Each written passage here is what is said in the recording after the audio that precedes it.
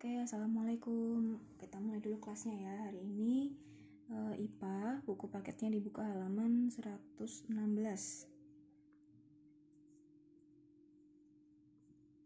Halaman 116 ini tentang getaran, gelombang, dan bunyi. Yang pertama getaran dulu. Oke, sambil digarisi ya. Kalau misalnya terlalu cepat bisa di pause dulu. Oke, disiapin dulu penggaris atau stabilonya, kita garisin. Yang pertama, semua benda akan bergetar apabila diberi gangguan.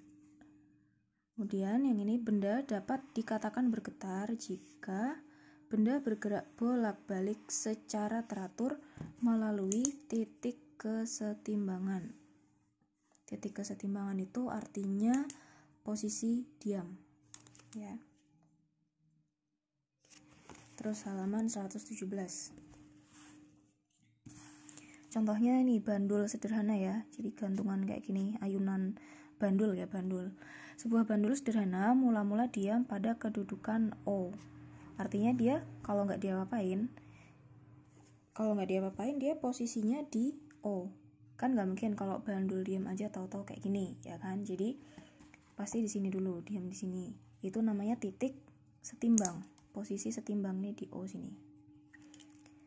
Mula-mula diam pada kedudukan O, terus ditarik ke kedudukan A, ditarik ke kiri ya. Itu artinya diberi simpangan kecil.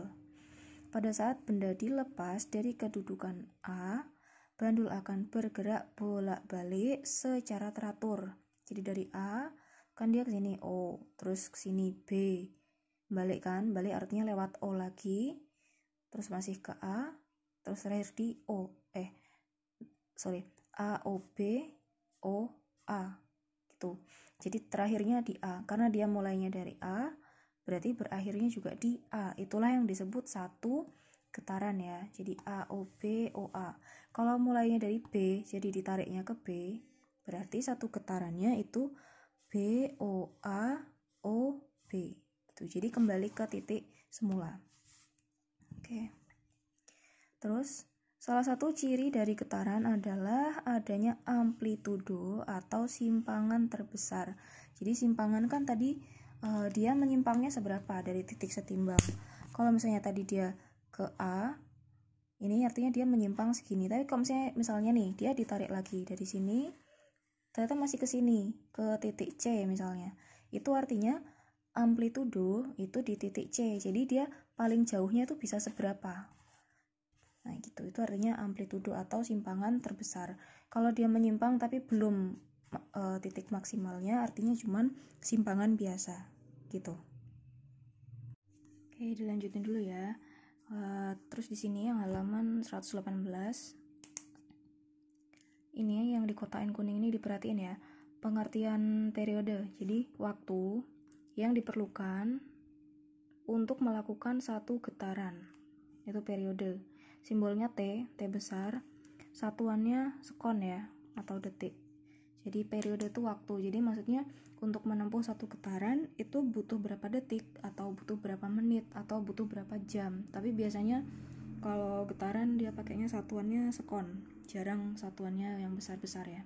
Jadi periode itu waktu. Nah, sedangkan frekuensi itu kebalikannya periode. Frekuensi simbolnya F kecil ya, F kecil. Terus nanti satuannya hertz, Hz. Hertz atau Hz. Kalau frekuensi itu jumlah getaran yang terjadi dalam satu sekon atau satu detik atau satu menit atau satuan waktu lain ya. Jadi kalau periode tadi waktu, untuk satu getaran tuh perlu waktu berapa lama. Tapi kalau frekuensi itu satu detik atau satu menit itu bisa berapa getaran gitu. Jadi misalnya tadi dari A O B O A itu kan satu getaran. Nah satu getaran ternyata dia butuh 2 detik gitu. 2 detik ya, artinya dia satu getaran kan 2 detik, artinya 2 detik itu adalah periode. Nah tapi ya misalnya Jadi misalnya satu getaran 2 sekon atau 2 detik ya. Artinya periodenya atau T-nya itu ya 2 sekon. Satu getaran itu 2 sekon. Tapi kalau frekuensi itu 1 sekon itu bisa berapa getaran? Nah, kalau 2 sekon 1 getaran berarti 1 sekon berapa? 1 dibagi 2 kan? Jadinya setengah hertz gitu. Jadi kebalikannya. Nah, dengan begini bisa dikatakan bahwa rumusnya F, di sini aja ya. F itu sama dengan 1 per T. Jadi kalau misalnya T atau waktunya 5 sekon, ya berarti frekuensinya 1 per 5. Kalau periodenya 10 sekon, ya berarti frekuensinya 1 per 10. Kayak gitu. Nah, sekarang kita lanjut ke gelombang ya. Gelombang sama getaran tuh beda. Jadi kalau getaran itu ya asal dia bergetar aja, dia nggak pindah tempat, dia di tempat itu dia bergerak ya, bergetar ya.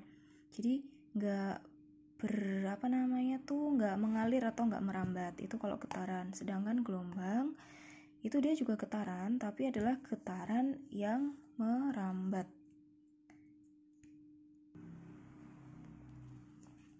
ya. Energi getaran akan merambat dalam bentuk gelombang. Jadi misalnya dia bergetar kan gini nih, getar tek tek tek tek tek gitu ya. Tapi sambil merambat. Jadi ada pergerakannya, itu gelombang. Ya, jadi gelombang adalah getaran yang merambat. Getaran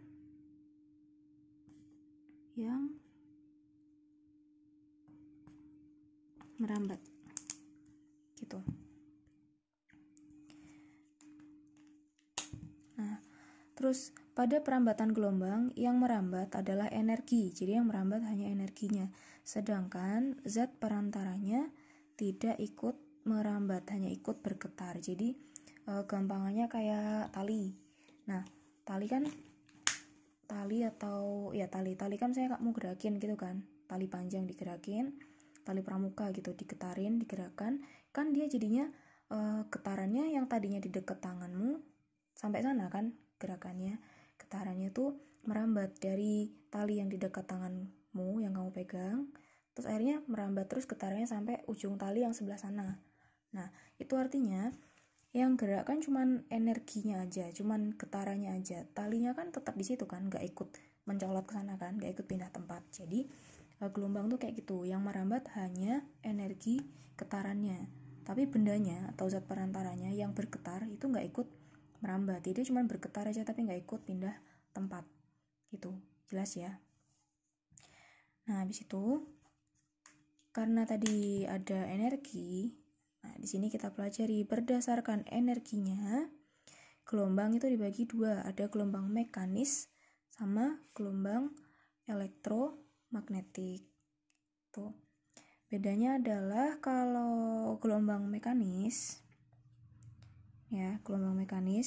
itu dia memerlukan medium atau perantara. Jadi harus ada benda fisiknya yang menjadi tempat getarannya itu loh, harus ada benda yang bergetar untuk tempat gelombangnya itu. Jadi gampangannya kayak tadi tali.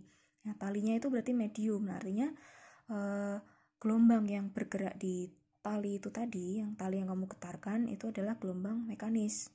Dia butuh perantara untuk supaya bisa merambat. Nah, sedangkan kalau gelombang elektromagnetik tidak memerlukan medium.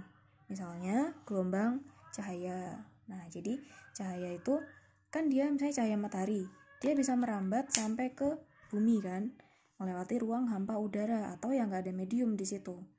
Jadi tanpa perantara barang apapun, zat apapun, dia tetap bisa merambat. Itu namanya gelombang elektromagnetik. Nah, cuman karena bab ini kita belajar tentang bunyi, habis ini kan tentang bunyi, berarti masuknya gelombang mekanis ya. Kalau gelombang cahaya nanti masuk di bab selanjutnya, cahaya dan optik. Jadi yang sekarang kita pelajari yang gelombang mekanis yang ada perantaranya dulu. Oke, terus lanjutannya di sini. Tadi kan berdasar energinya ya.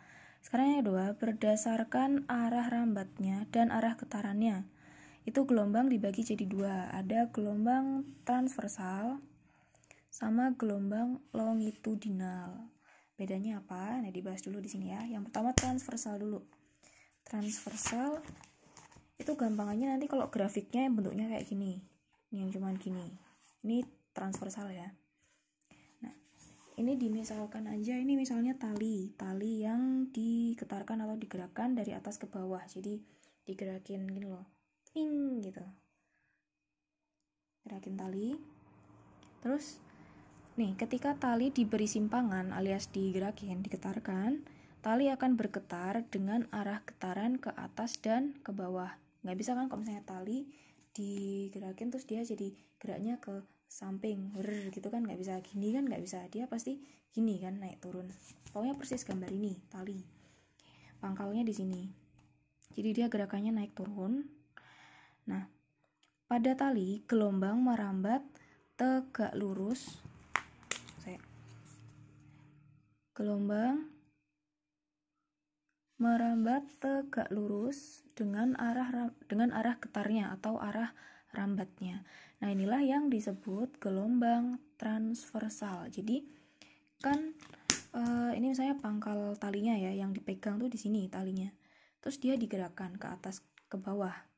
Nah, jadi talinya itu gelombangnya ke atas ke bawah, tapi dia kan arahnya ke sana. Getarannya kan ke sana kan, dari pangkal terus nyalur ke ujung. Artinya kan arahnya horizontal, arah rambatnya atau arah getarnya horizontal, dari pangkal ke ujung yang sana, horizontal. Tapi arah getarannya sendiri dia ke atas ke bawah, gitu. Jadi arah rambat, arah getar ya, arah rambat yang horizontal, arah getar yang vertikal, saling tegak lurus, ya kan? Karena arah getar dan arah rambatnya itu tegak lurus, makanya itu dimasukkan atau tergolong gelombang transversal, gitu. Ya, jadi arah rambat itu artinya getarannya tuh mulai dari mana ke mana, nah itu arahnya ke situ. Tapi kalau arah getar, dia getarnya atau geraknya itu yang bisa kamu lihat itu kemana kan, ke atas ke bawah, ya. Jadi tegak lurus, itu gelombang transversal. Oke. Terus di sini nggak kelihatan ya. Panjang satu gelombang dilambangkan dengan nih ya, kayak gini. Ya, ntar lihat sendiri di buku lah, kayak gini. Nulisnya kayak gini loh. Nah, itu dibaca lambda ya. Lambda dengan satuan meter. Simpangan terbesar dari gelombang disebut amplitudo. Jadi di sini pertama ini ya. Ada yang naik, ada yang turun, ada yang naik, ada yang turun, naik lagi tapi cuma setengah. Nah, yang disebut lambda itu satu gelombang. Satu gelombang itu terdiri dari, ini ada nggak ya di sini? Satu gelombang itu adalah satu bukit tambah satu lembah. Jadi satu gelombang itu satu bukit sama satu lembah. Bisa jadi satu, bisa kepisah. Jadi misalnya nih, dia ngasih keterangan lambda dari D sampai H. Ini kan satu bukit nih, dari E ke G, ya kan? Ini namanya satu bukit, yang naik nih bukit. Ini bukit. Satu ini satu gini, satu. Habis itu yang ke bawah, ini kan ada ini setengah kan, berarti dari D ke E ini kan setengah. Kalau ini satu berarti gini kan setengah. Sini setengah, yang di sini juga setengah. Setengah tambah setengah jadinya satu kan. Satu bukit sama satu lembah. Lembahnya kebagi dua, setengah di sini, setengah di sini. Tapi kan tetap satu lembah ya. Satu lembah, satu bukit, jadilah dia satu gelombang atau satu lambda. Nah, kalau gambar utuh dari A sampai sini, ini berarti satu bukit, satu lembah. Ini satu gelombang. Terus ini satu bukit, satu lembah, berarti satu gelombang lagi. Jadinya dua ya, satu, dua. Nah yang ini berarti berapa gelombang? Kalau misalnya ini segini nih, satu gelombang, artinya dari E ke F itu cuman 1/4 gelombang. F ke G dia juga 1/4. G ke H dia 1/4. H ke I dia juga 1/4. Jadi kan dibagi 4. Satu gelombangnya kan ini toh. Ini 1/4, 1/4, 1/4, 1/4. Jadinya 1. Segini 1/4, segini setengah, segini 1/2, kok 1/2, 3/4, maaf ya, sampai sini jadi 1. Nah artinya yang segini ini cuma 1/4.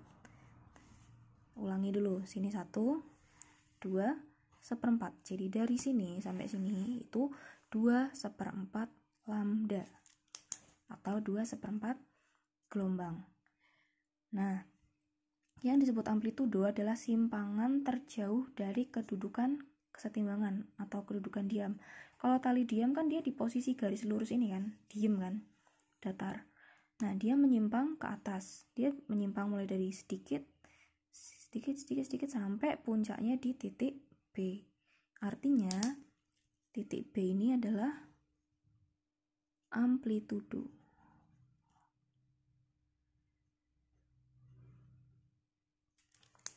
B amplitudo, F amplitudo juga, D amplitudo, H juga amplitudo. Jadi ke atas segini, ke bawah kan juga segini, itu amplitudo.